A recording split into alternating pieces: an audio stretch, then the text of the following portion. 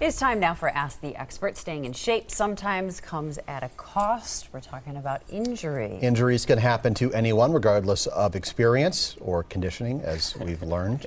Personal trainer Craig Mellendorf at the Wisconsin Athletic Club knows this way too well. A little bit of an Amy ankle Freeze injury. rubbing it in a little bit. I guess. Yeah, injuries can happen. So what are the best ways to overcome an injury once you've... Well, the first thing I kind of ended the segment last week on this, but we always talk about ice. So ice is for literally ice, compression, and then elevation. So one of the things that was great when I did my injury, and there it is again, thank you for showing. I told you we were going to see it. Okay, that's probably enough. But anyway, got a Bosu ball out right away, put my ankle up on top of it, and actually within 2 to 3 minutes, it made a difference right off the bat. And if it persists, you want to see a doctor. Now, I also, every chance I had, and I did this when I coached basketball too, I stuck it in a bucket of ice water right when I got home. I did it probably 3 times at night for about 20 minutes at a shot. Now, people hate this, and I do too. I hate going through that process. But you can recover much faster. In fact, I didn't miss a day, I didn't miss an hour of work, even though I did that. And I had a high ankle sprain. It was pretty swollen. But I stuck it in ice every free time that I had, ice water. And people ask always the question, do you put heat or ice on something? And whenever it's a joint issue, you always put ice. Always, always, always put ice. And 90% of the time when it's muscular, you still put ice on it.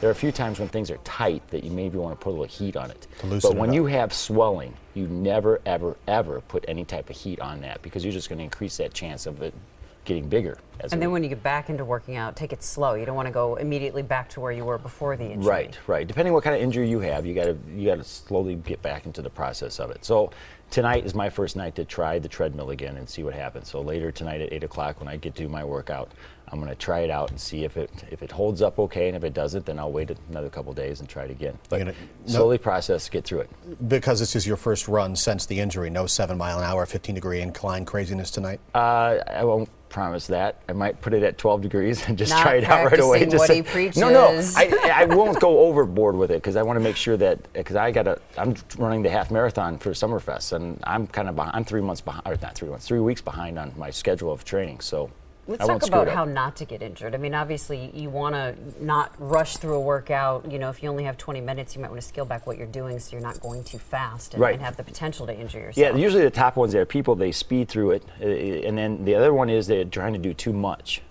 And that comes in a couple of different ways, where they're either just trying to do too many activities and they get injured, or they're trying to lift too much weight and their form sacrifices as a result. I always tell my clients, you never sacrifice form for the weight that you have, because once you do, you're going to get hurt. That's a guy thing. Well, it is in a lot of ways, but I've seen, I mean, a woman can too. If she does something where she's on a bench press and you cock your head or try and do something just to get that extra weight, that extra reps that you want to try and get out of it, there's a good chance that you're going to pull something when you do that. Okay. Hey, in our last seconds, what did you do wrong that you fell off? I was going so fast, I actually lost my balance. And so I had 2 25-pound dumbbells, and when I took the step back across, I was leaning backwards a little bit too much. I wasn't standing straight up. So don't rush it. And so I was rushing. I was trying to make a 6-second video to send this, and that was where I did. You needed 10 seconds. Right, and I didn't even think about, and I've done this so many times, I didn't even think about the wheel that was in the back behind there. I didn't think I would ever hit it anyway, but that's what it did. So it can happen. Just, all right. You know, be careful. We won't show the video again. No. Thank you. Got a question for our experts? Email them at asktheexpert@today'stmj4.com. You can also leave a voicemail. The number to call 967-5253. We're back after this. Thank you, Craig.